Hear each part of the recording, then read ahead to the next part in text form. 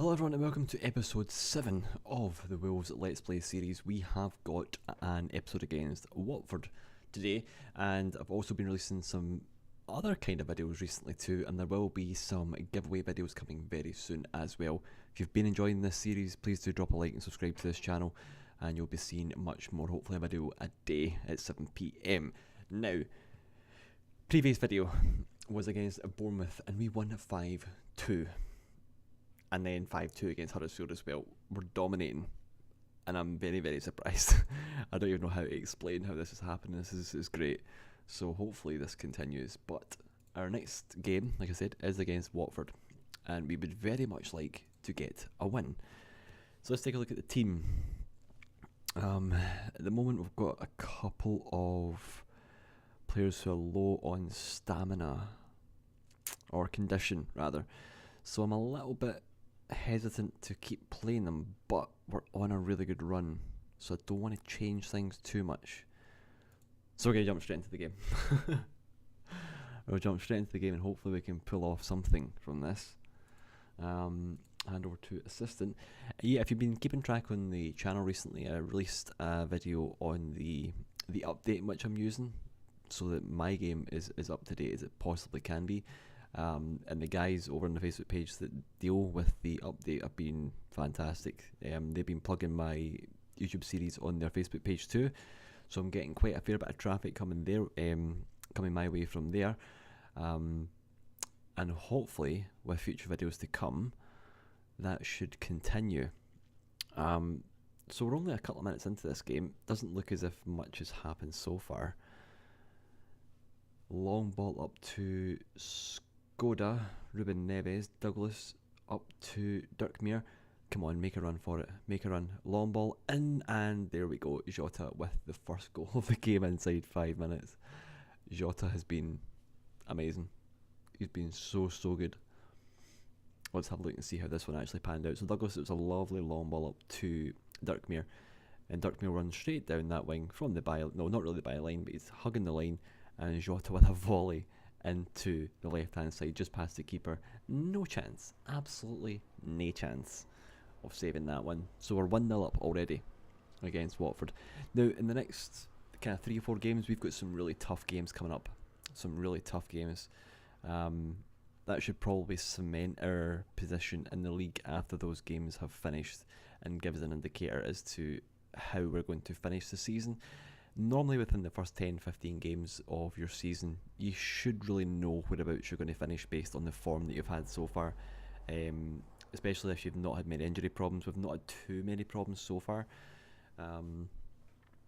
so I think after the next run of about 4 or 5 games that they are against practically the best teams in the league, as Jota makes a run for it. It's a good save by the goalkeeper from Watford. Remember when Aurelio Gomez used to play for them? My God, he was terrible. So Carrillo, nice shot. Cathcart with the shot again, and it's going to be 1-1 inside 25 minutes. That's something that we've been conceding goals in the majority of the games we've been playing, which is unfortunate. But that was quite an unfortunate goal to concede, I have to admit. That was just deflections galore. Come on, let's do this. I'm so enjoying this season and series that I've got going for YouTube again.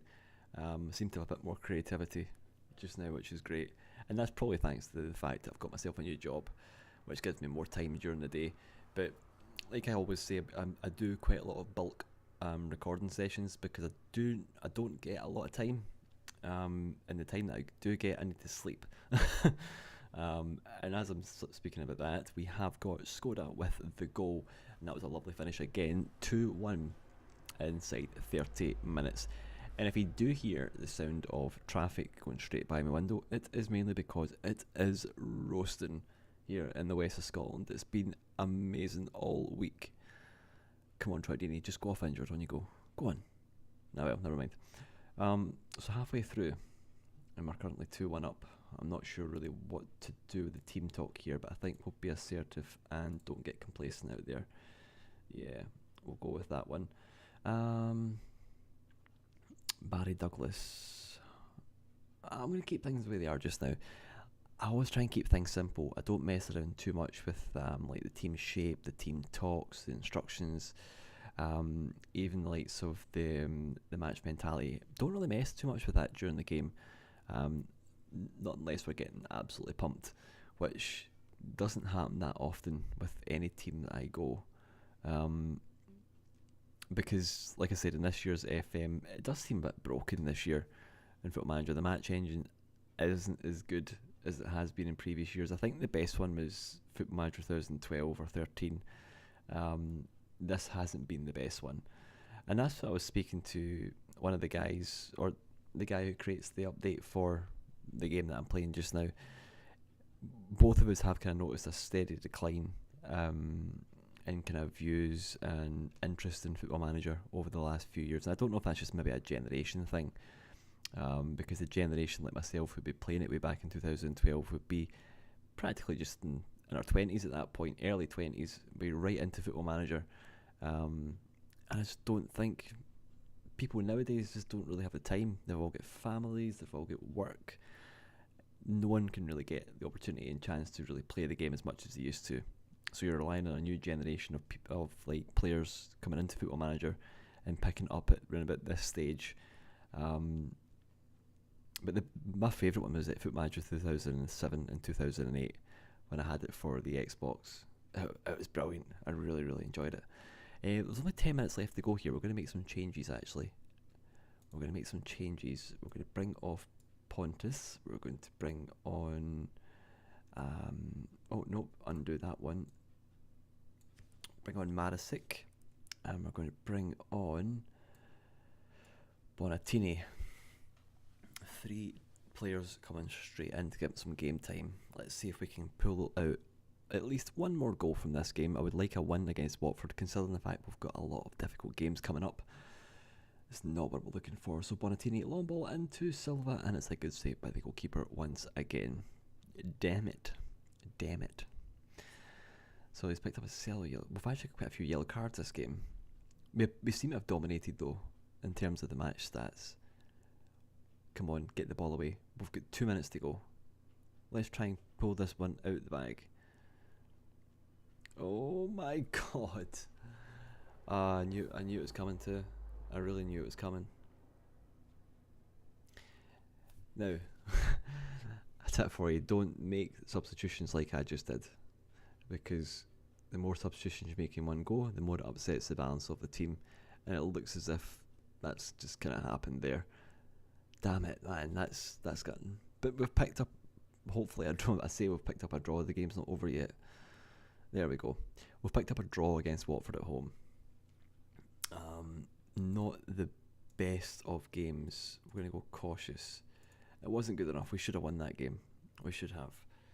So there we go. That was a 2-2 result against Watford. Still leaves us top of the league. Still leaves us unbeaten. We are conceding a fair few goals, and I think that's mainly down to the young defence, inexperienced defence, and goalkeeper. It just isn't up to scratch. Jota has been playing fantastic. We'll have a look at his stats just now. Here he is. He's not really improving much for a 20-year-old, but the guy, I mean, I'm playing him up front at the moment, and he's got 8 goals in 5 league games, which is just amazing. It really is. But we'll jump into the not the match dynamics, just the dynamics, and have a look at this just now. As you can see, the cohesion is starting to come slowly back in. That should probably, over the next 2 or 3 games, probably get to about there. The atmosphere is looking good. The managerial support is looking good. And I'm very much looking forward to the next set of games we've got coming up. We've got Manchester United, Chelsea, Tottenham, and Manchester United. Then after that, we've got a nice run of... Yeah, we should pick up some good results in here. 6 points. 6 points from these 3 games is my aim. And we'll see how we get on. This has been Makeshift here. I hope you're enjoying this series. And I'll catch you all in the next episode.